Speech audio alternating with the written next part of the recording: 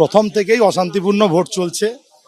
ভোটারদের ভোট দিতে দিচ্ছে না, ভোটার কার্ড তাদের ছাড়িয়ে নিচ্ছে, কার্ড ছাড়িয়ে নিচ্ছে, স্লিপ ছাড়িয়ে নিচ্ছে। আমরা তার প্রতিবাদ করতে যাওয়ার জন্য আমাদের কাউন্সিলর তাপস দোলাইয়ের উপর আক্রমণ এবং আমার উপর আক্রমণ করে, মারধর করে। সুরজিৎ নায়ক এবং সুপ্রকাশ গিরি চেয়ারম্যান তাদের নেতৃত্বে তারা নিজেরা দাঁড়িয়ে থেকে এখানে আমাদের ক্যাম্প ভাগাভাগি করে দেয় এবং আমাকে থ্রেট করে যাচ্ছে শেষ পর্যন্ত যে তুই বাড়ি যাবি কি করে দেখবো, তোর পা হাত ভেঙে দিব, এইভাবে থ্রেট দিচ্ছে আমাকে সুপ্রকাশ গিরি নিজে। হ্যাঁ, আমি নিজে আতঙ্কিত। আমি এখন বাড়ি থেকে 200 মিটার দূরে দাঁড়িয়ে আছি। আমাকে এইভাবে থ্রেট দিয়ে গেছে পৌরসভার চেয়ারম্যান নিজে দাঁড়িয়ে থেকে যে তোর পা হাত ভেঙে দিয়ে তুই বাড়ি ঢুকতে দিব না তোকে। আমি এইভাবে থ্রেট দিয়ে গেছে আমাকে সুপ্রকাশ গিরি।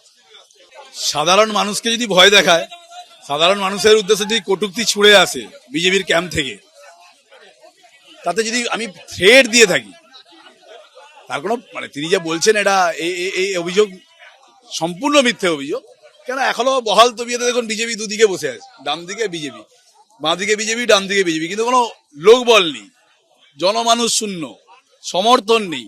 এখন দিশেহারা হয়ে গেছে বিজেপি, দিশেহারা হয়ে নতুন নতুন হয়েছে তো এসব স্বাদ বুঝতে পারছে না যে পাবলিক নেই, সাধারণ মানুষ নেই। আমি আবারও বললাম, মানুষ ভোট দিচ্ছে স্বতঃস্ফূর্তভাবে, এখানে কোনো অশান্তি হয়নি। সকালবেলা প্রথম ভয়ে অশান্তি করার চেষ্টা করেছিল, কিন্তু মানুষ প্রতিরোধ করে সেই অশান্তি সরিয়ে দিয়েছে।